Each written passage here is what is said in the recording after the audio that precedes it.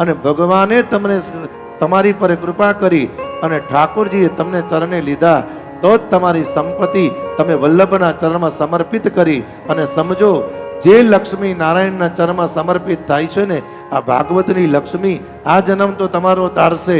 પણ ભાગવતજી કહે છે, અને જે શ્રી સૂક્ત વાંચે છે અને શ્રી યંત્રના લક્ષ્મી સૂક્તમાં લખ્યું છે કે જે વૈષ્ણવ મારા માટે સંપત્તિ સમર્પિત કરે છે, તો નારાયણે લક્ષ્મીજીને પૂછ્યું, આપ એની ઘેર કેટલો સમય રહો છો?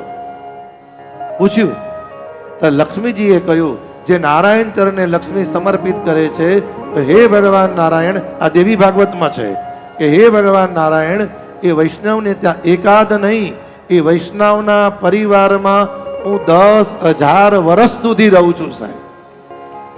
10,000 વર્ષ સુધી. અને અમે તો વર્ષોથી કથા કરીએ અને અમે અનુભૂતિ કરીએ છીએ. એ શ્રીમદ ભાગવત છે.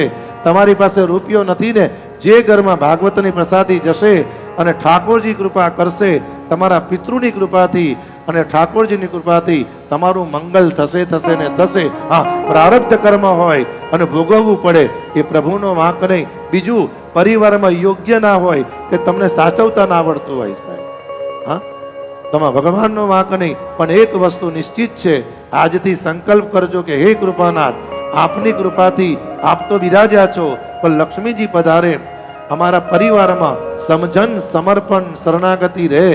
અને માગવું તો સુદામા જેવું માગવાનું. સુદામાએ શું કહ્યું જોજો, કેવું માગે છે. સુદામાજી દ્વારિકા આવ્યા એટલે વારંવાર ભગવાન દ્વારિકાનાથે કહ્યું, મિત્ર જોઈએ શું, મિત્ર જોઈએ શું. સુદામાએ જતા જતા એક જ શબ્દ કીધો, દ્વારિકાનાથ, કાંઈ જોઈતું નથી, પણ એટલી કૃપા કરજો, તમારી કરુણા દ્રષ્ટિ સદાય મારા પરિવાર પર રાખજો. હા, અને જે ભગવાનની દ્રષ્ટિ વૈષ્ણવો તમારા પરિવાર પર છે ને, જીવનમાં ધ્યાન રાખજો. જેને પાંડવોનું કલ્યાણ કર્યું, દુર્યોધનનું કલ્યાણ કર્યું, કહ્યું ભગવાનનો સ્વભાવ છે. સુંદરકાંડમાં કહ્યું, કુમાર રામ સ્વભાવ જેહી જાના. ભગવાનનો સ્વભાવ એવો દિવ્ય છે સાહેબ.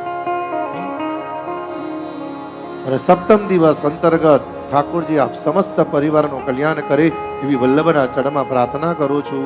બોલો વલ્લભાધીશ.